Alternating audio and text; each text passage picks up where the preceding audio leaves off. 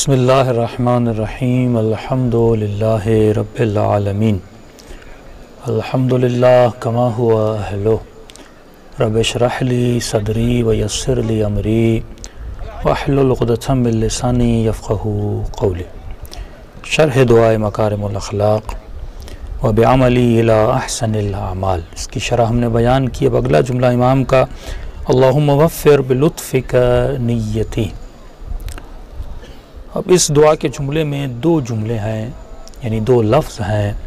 پہلے ہم ان لفظوں کی تھوڑی وضاحت کر دیں، اس کے بعد ہم اس کی تھوڑی سی شرح بھی آپ کی خدمت میں رکھیں گے۔ اگر ان کو معنی کے لحاظ سے سمجھیں گے آپ تو امام کے جملے آپ کو اور دقیق سمجھ میں آئیں گے۔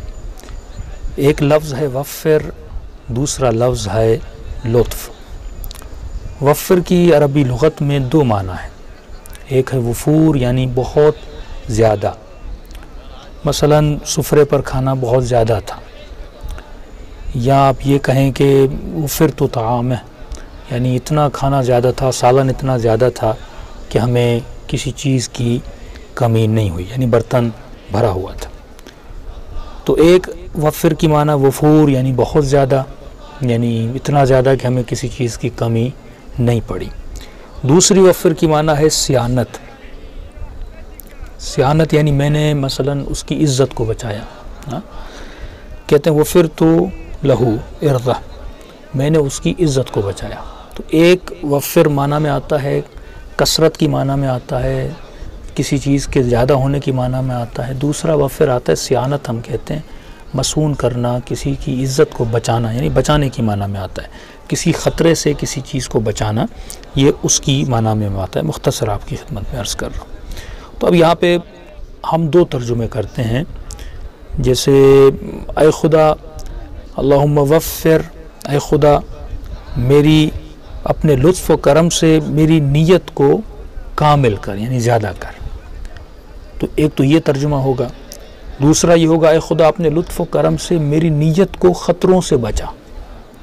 تو علماء فرماتے ہیں کیونکہ پہلے بھی ہم نیت کا ذکر کر چکے تھے کہ اے خدا اکمل الایمان، اور ہم نے نیت کی بات کی تھی وانتہی بنیتی الی احسن النیات، یعنی میری نیت کو بہترین اور کامل ترین نیت قرار دے۔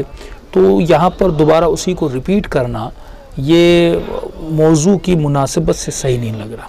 تو جو مناسب یہاں پر ترجمہ وہ یہ ہوگا نیت کا، کیونکہ مولا کہہ چکے گا خدا میری نیت کو کامل اور احسن بنا، جس پہ ہم نے کافی گفتگو کی۔ اب یہاں پر امام یہ کہنا چاہ رہے ہیں اے خدا میری نیت کو بچا، میری نیت کو شیطان کے خطروں سے بچا۔ کبھی کبھی انسان کی نیت بھی خطرے میں پڑ جاتی ہے، انشاءاللہ اس پہ ہم ایک دو سیشن اور بھی کریں گے تاکہ آپ کو مزید یہ بات سمجھ میں آ جائے۔ اب دوسرا لفظ رہتا ہے لطف ہے۔ اب لطف کی معنی کیا ہے؟ جیسے ہم کہتے ہیں کہ اللہ لطیف خبیر، خدا لطیف ہے، خدا خبیر ہے، تو یہاں پر لطف کی معنی کیا ہے؟ لطف کسے کہتے ہیں؟ کہتے ہیں اذا لطف الشیء اذا صغر حجمہ، جب کسی چیز کا حجم جو ہے کم ہو جاتا ہے تو وہ لطیف ہو جاتی ہے۔ اصل لطیف کہتے ہیں ایک نازک چیز کو، ایک ایسی چیز جو نظر نہ آئے۔ ہم اردو میں لطیف ہم نرم چیز کو کہتے ہیں نا، جو بہت نرم ہو، جیسے ریشمی کپڑا ہے تو کہتے ہیں کتنا لطیف ہے، فارسی میں بھی استعمال ہوتا ہے لطیف، لیکن یہاں پر جو اللہ کے لیے استعمال ہوتا ہے نا، اللہ لطیف ہے، تو ایک تو اللہ نظر نہیں آتا، دوسرا ہم کہہ تو نہیں سکتے جسم تو نہیں ہم کہیں کہ نازک ہے، تو لطیف خبیر یعنی خدا اپنے کاموں میں اتنی ظرافت اور اتنی درایت سے کام کرتا ہے کہ ہر انسان کو وہ چیز نظر نہیں آتی، یعنی اس کے لیے آپ کو دقیق چیز چاہیے۔ جیسے اشیاء لطیف، اجزاء لطیف، موجودات لطیف جو ہوتے ہیں، لطیف جو چیزیں ہوتی ہیں، مثال کے طور پہ آپ کو مائکروسکوپ سے اس کو دیکھنا پڑتا ہے، وہ بہت نازک ہوتا ہے۔ مثال کے طور پہ یہ آپ جو اپنے گھڑیاں اور واچ بنانے جاتے ہیں نا، تو اس کے اندر وہ چھوٹے چھوٹے پیچ لگے ہوتے ہیں، بڑی ظرافت اور لطافت ہم استعمال کرتے کام ہوتا ہے۔ تو وہ جو پیچ لگانے والے ہیں وہ بھی ایک زوم کرنے کے لیے ہم مزربین کہتے ہیں، اس کو رکھتے ہیں مائکروسکوپ یا وہ چیزیں رکھ کے اس کو وہ چاہ کے وہ چیز نظر آئے اس کو نا۔ تو خدا جب بندوں کے لیے یا اپنی حکمت میں تدبیر جب کرتا ہے تو اس کی تدبیر میں لطیف ہونا ہوتا ہے، مطلب وہ اتنی ظرافت سے کام کرتا ہے کہ ظاہر میں آدمی کو نظر نہیں آتا۔ مثال کے طور پہ ایک آدمی بہت متقی، بہت اپنا نمازی ہے، سب کچھ ہے، لیکن آپ دیکھتے ہیں وہ فقیر ہے، تو ہم آہ و بکا کرتے ہیں کہ پر یہ فقیر کیوں ہے، یہ چاہنے والا اہل بیت کا، اور آپ دیکھ رہے اس کے پاس مال ہے ہی نہیں، بالکل فقر و فاقہ۔ اب ہمیں اللہ کی حکمت تو سمجھ میں نہیں آ رہی، وہ لطیف ہے، اس کی حکمتیں، اس کی درایتیں، بڑی تدبیر سے وہ کام کرتا ہے۔ تو یہ آپ کو کب پتہ چلتا ہے؟ یہ رسول خدا کے زمانے کا ایک واقعہ۔ اب یہ جو روز نمازی تھا، نماز آتا تھا، اب جب اسے مال ملا تو وہ بندہ تو آپ سے ہی نکل گیا۔ کہاں کی مسجد، کہاں کا دین، کہاں کا مال، وہ قارون والا جو حال ہوتا ہے۔ تو خدا کو پتہ ہے، پھر اس وقت انسان کے ہوش ٹھکانے آتے ہیں، اللہ اکبر، اس لیے فقیر تھا تاکہ اس کا دین بچا رہے۔ اللہ تو بہتر جانتا ہے نا انسان کے اخلاق کو۔ اب مال آگے یہ شخص بے دین بن گیا۔ تو خدا اپنے کاموں میں لطیف ہوتا ہے۔ تو اس کا ترجمہ یہ ہوگا کہ اے خدا وفر بلطفک نیتی، اے خدا میری نیت کو اپنے لطف، یعنی وہ جو تمہاری تدبیر ہے، جو جس تدبیر سے، جس لطافت سے، یعنی جو لطف اور اس کے وسائل، اب ہمیں نہیں پتہ خدا تو کن چیزوں کے ذریعے سے یہ سارے کام انجام دیتا ہے، بس جو وسیلے تمہیں اپنی اس کائنات کی تدبیر کرنے میں، جو نازک ترین تمہارے وسیلے ہیں اور وسائل ہیں، اور جس حکمت سے اور تدبر سے اور حکمت سے تم تعقل سے جو کام کرتے ہو خدا، اسی حکمت سے اور تدبر سے میری نیت کو شیطان کے وسوسوں سے بچانا۔ تو وفر بلطفک نیتی، اے خدا اپنے لطف سے، اپنے کرم سے، اپنی تدبیر سے میری نیت کو شیطانی وسوسوں سے اور خطروں سے بچانا۔ تو آئیے، شیطان انسان دشمن شناسی ایک بہت بڑا سبجیکٹ ہے۔ جب تک ہمیں اتنا ہی پتہ ہے کہ شیطان تھا، اس نے سجدہ نہ کیا، نکالا گیا، اور اس نے کہا لَأَغْوِيَنَّهُمْ أَجْمَعِينَ إِلَّا عِبَادَكَ مِنْهُمُ الْمُخْلَصِينَ، میں اس طرح سارے بندوں کو گمراہ کروں گا اور جہنم میں ڈال دوں گا۔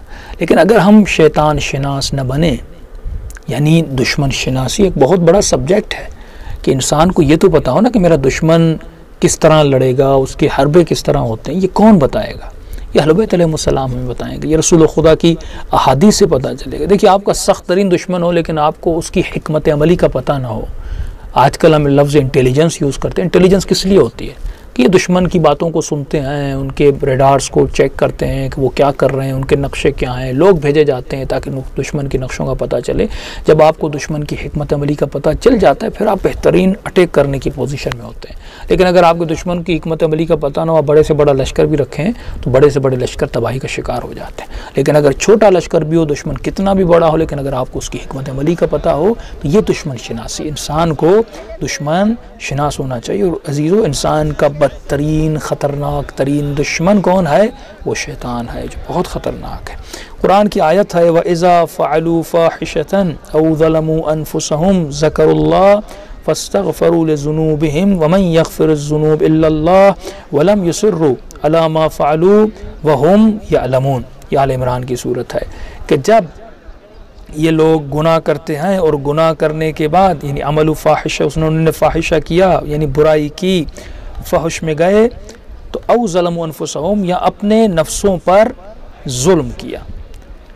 اب ظلم کرنے کے بعد، یعنی گناہ، ظلم تو نفسی ہم بار بار کہتے ہیں نا کہ اے خدا میں نے اپنے نفس پر ظلم کیا، خود گناہ، خود پر ظلم کرنا، کیونکہ اپنے ہاتھوں سے ہم خود کو جہنم کے حوالے کر رہے ہیں۔ فرماتے جب یہ قرآن کی آیت اتری، خدا کہتا ہے جب لوگوں نے فاحشہ کیا اور اپنے نفسوں پر ظلم کیا، اس کے بعد ذکر اللہ کا ذکر کیا، فاستغفروا، پھر انہوں نے استغفار کی، کس سے؟ اپنے گناہوں سے، لذنوبہم، ومن یغفر الذنوب، اور کون گناہوں کو بخشنے والا ہے؟ الا اللہ، ولم یصروا، اور گناہ کرنے کے بعد، استغفار کرنے کے بعد اپنے گناہ پر دوبارہ بضد نہ رہے۔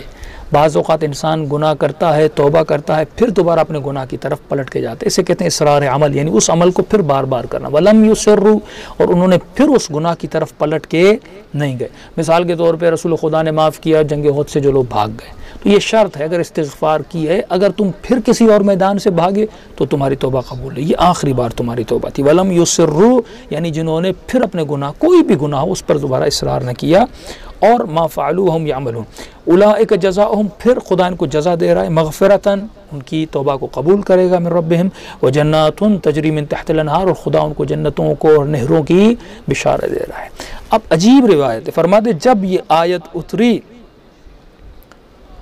تو شیاطین میں ایک واویلا بپا ہوا کہ بھائی ہماری محنتیں، یعنی یہ آیت صرف رسول خدا پر اتری، حالانکہ آپ اگلی پچھلی قوموں میں دیکھیں اتنی رحمت بھری آیت، انسان بڑے سے بڑی خطا کرے اس کے بعد اگر گناہوں پہ پشیمان ہو تو خدا جزائے خیر دے رہا ہے۔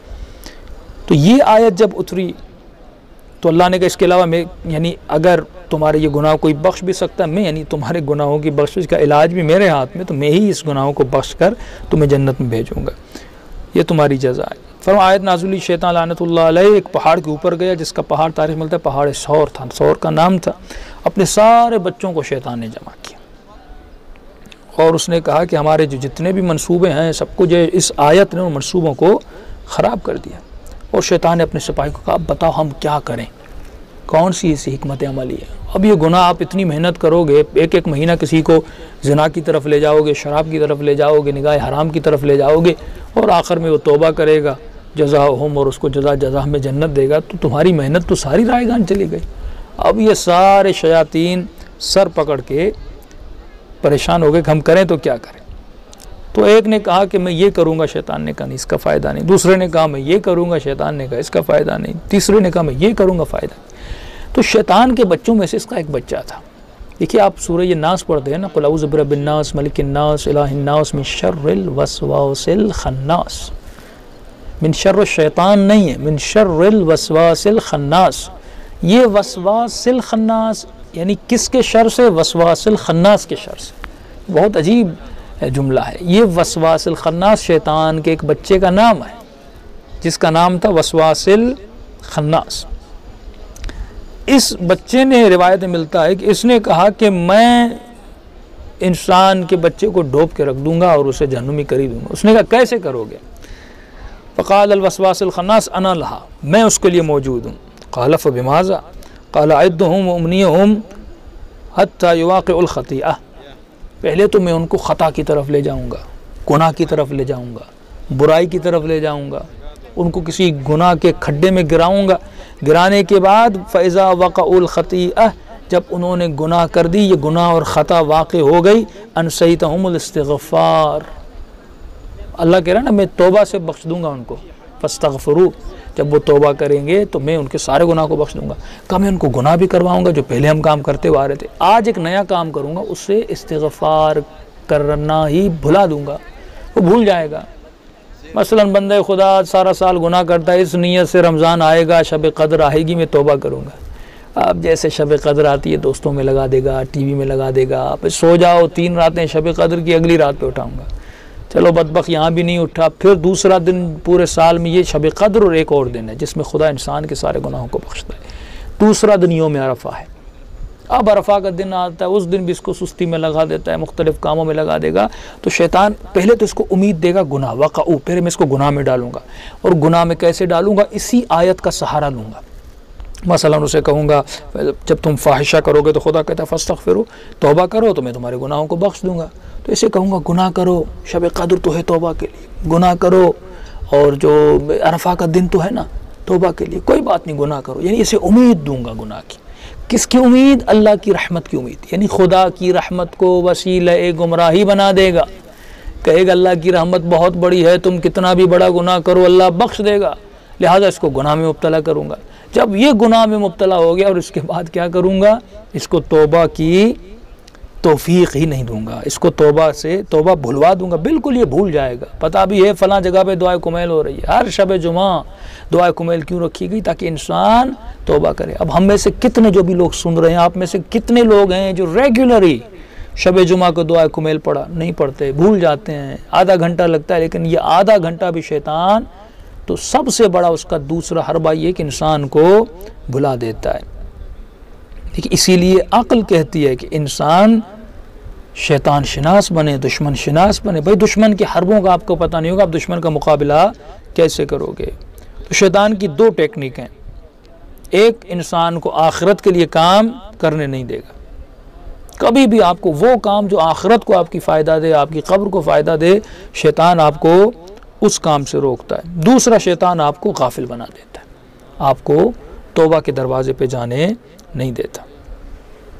اور آپ یہ عجیب بات ہے نا کہ دیکھیے کیسے کیسے مثال لاتا ہے۔ مثال کے طور پہ انسان عبادت کرنی ہے تو پہلا وہ ہم وسوسہ ذہن میں یہ لاتے بھائی آپ کہاں کر سکتے ہو، کہاں آیت اللہ بہجت اور کہاں میں، ہاں یہی ہوتا ہے نا. مولا علی ایک رات میں 1000 رکعت نماز پڑھتے تھے، اور یہ وسوسہ شیطان ذہن میں لائے کہاں مولا علی اور کہاں میں.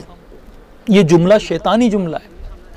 یقیناً اہل بیت علیہ السلام رسول خدا انبیاء کے فضائل بہت بلند ہے، لیکن یہ قطعاً نہیں کہنا چاہیے کہاں وہ کہاں میں. تم بھی ٹرائی کرو، ایک رات میں 1000 رکعت کیوں نہیں پڑھ سکتے؟ آیت اللہ خوئی اور ہمارے علماء نے کوشش کی، کسی نے 700 رکعت پڑھی، کسی نے 600 رکعت پڑھی. بھائی زندگی میں ایک بار کوشش کر کے تو دیکھی نا. جب مولا ایسی جسم سے کر سکتے ہیں، ہم کیوں نہیں کر سکتے؟ تو یہ کہنا کہاں وہ کہاں ہم. اور قرآن مجید میں خدا کبھی بھی کمزور کو رول ماڈل نہیں بنا رہا، طاقتور ترین انسان کو رول ماڈل بنا رہا ہے. ہاں کہ وَلَكُمْ فِي رَسُولِ اللَّهِ أُسْوَةً حَسَنَةً. کس کو اسوہ حسنہ؟ اسوہ یعنی جو ہماری رول ماڈل ہے نا. اسوہ یعنی جس کے راستے پہ ہمیں چلنا ہے نا. مولا علی اسوہ ہیں، ہمارا رول ماڈل ہے. امام حسن اسوہ حسنہ ہیں، امام حسین اسوہ حسنہ ہیں، امام زین العابدین اسوہ حسنہ ہیں. تو جب وہ اسوہ حسنہ یعنی جو انہوں نے کیا وہ ہمیں کرنا ہے. یہ نہیں کہنا کہاں وہ کہاں ہم، کہاں قمبر کہاں میں، کہاں سلمان. یہ تو چھوٹی بات ہے، میں مولا علی کی بات کر رہا ہوں. یہ بھی نہیں کہنا. عمل کے اعتبار سے درجہ ان کا بہت بلند ہے. عمل کے اعتبار سے یہ شیطانی وسوسہ ہے. جب آپ نے کہہ دیا نا کہاں وہ کہاں، ابھی آپ نماز بھی نہیں پڑھو گے، ابھی آپ روزہ بھی نہیں رکھو گے، لیکن آپ یہ سوچو جیسے وہ امام المتقین تھے مجھے متقی بننا ہے. جیسی سختیاں، جیسے مصائب انہوں نے برداشت کی، سب کچھ مجھے کرنا ہے. کتنے ہمارے اتنے شہداء تھے جنہوں نے یہ دعائیں کی، خدا وہ شہادت جو حضرت عباس کو ملی وہ ہمیں نصیب ہو. کسی نے کہا مجھے جناب قاسم جیسی شہادت چاہیے، کسی نے کہا مجھے امام حسین جیسی شہادت چاہیے. ہاں تو آج نہیں ہے ایسے شہداء جن کو بم میں اور مختلف چیزوں میں بازو کٹ جاتے ہیں. آج نہیں ہے ایسے شہداء جن کے صرف سر اپنے گھروں تک پہنچے، بدن نہیں پہنچا. آج نہیں ہے ایسے شہداء جن کے جسموں کو جلایا گیا، ان کے جسموں کو پامال کیا گیا. ہاں تو خدا دیتا جب وہ اسوہ حسنہ ہے، تم کوشش تو کرو. ہم نہیں کہتے آپ مولا علی بن جاؤ گے، بھائی کوشش کرو ان کی راہ پہ چلنے کی. یہی تو فرماتے میں رسول خدا کی اطاعت ایسے کرتا ہوں جیسے اٹھنی کا بچہ اپنی ماں کے پیچھے. سلمان علی بن ابی طالب کی پیروی کے وہی مثال جناب سلمان دیتے، جہاں جہاں مولا کے قدم، یعنی قدم بے قدم ہمیں علی بن ابی طالب کو فالو کرنا ہے. مولا نمازیں تو نوافل مستحبات نماز تہجد ہی پڑھیں، ہم تو وہ بھی ہم نے چھوڑ دیا، ہم نے وہ بھی نہیں کرتے. اور یہ کہہ دیں کہ کہاں وہ کہاں ہم. ہاں کم از کم اصحاب اہل بیت کے نقش قدم پہ چلیں. کوشش تو تم کرو، پھر دیکھو خدا کون سے درجات انسان کو عطا کرتا ہے. تو یہ شیطانی وسوسے ہوتے ہیں کہ جو انسان کو تباہ و برباد کر دیتے ہیں. یہ شیطان ہے جو انسان کی فکر کو، انسان کی بندگی کو، وہ انسان کی پہلی اس کی ٹیکنیک ہے انسان کو آخرت کا کام انجام نہیں دینے دیتا. جب اس بندے نے آخرت کا کام کر دیا تو اب شیطان کیا کرتا ہے؟ اس کے عمل کو خراب کر دیتا ہے، تباہ و برباد کر دیتا ہے. ہاں کوئی آپ کو نصیحت کرے اور آپ کے ذہن میں بھائی مجھے نصیحت کر رہے ہو، میں تو اتنا پڑھا لکھا ہوں، خدا عارف کاظمی آپ یہ غلط کام کرتے، میں کہوں مجھے نصیحت کر رہے ہو، میں آپ کو اخلاق کا درس دوں، مجھے نصیحت. دیکھیں وہ عمل کو تباہ و برباد کرتا ہے. شیطان نصیحت بھلا دیتا ہے کہ تم کس کے لیے کام کر رہے ہو، تم یہ اعمال کس کے لیے انجام دے رہے ہو.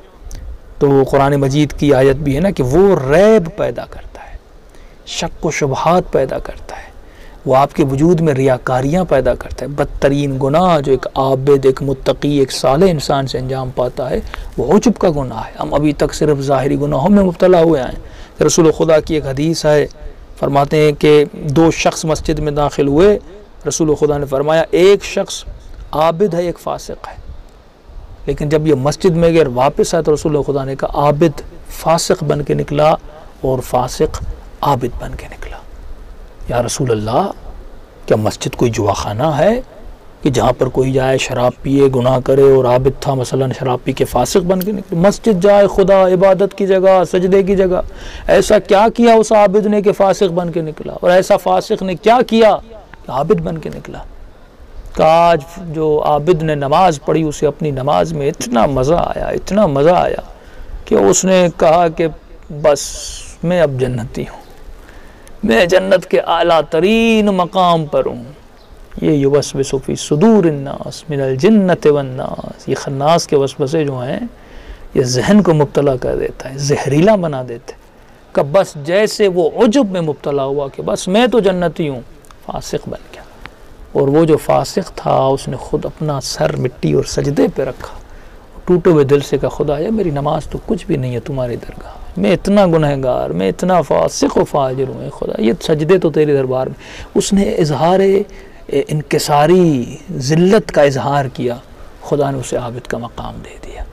تو آپ دیکھتے ہیں ایک ہی گھڑی میں انسان کو وہ کیا سے کیا بنا دیتا ہے۔ یہ نہیں کہ ہم نے نمازیں پڑھی، روزے رکھے، عبادتیں کی، وہ آپ کو چھوڑ دے گا، نہیں۔ بدترین خطرناک ترین دشمن انسان ہے شیطان اور اس کے بچے۔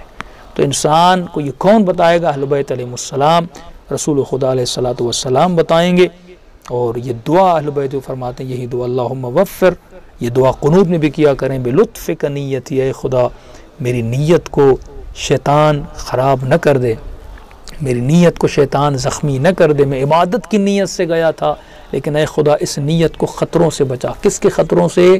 شیطان کے خطروں سے بچا۔ کہ عبادت کی نیت میں عجب لاتا ہے، تکبر لاتا ہے۔ اے خدا ہماری جان کو، ہماری فکر کو، ہماری روح کو، ہمارے رواں کو شیطان کے شر سے بچا اور حفاظت میں ہمیشہ اپنی حفاظت میں رکھ۔ تو عزیزان محترم، صرف عبادات کرنا کافی نہیں ہے، اس کو ڈیپ میں سوچا کریں، اعمال کو سوچا کریں۔ ہم جو اعمال انجام دے رہے ہیں کہیں اس اعمال میں یہ خوش فہمی میں شکار نہ ہو جائیں، یعنی دیکھیں دیوار کے اس سائڈ پہ گر جاتے، کبھی کہتے ہیں کہاں ہم اور کہاں جناب سلمان فارسی، ہم تو یہ عبادتیں نہیں کر سکتے، عبادت سے دور ہو جاتے۔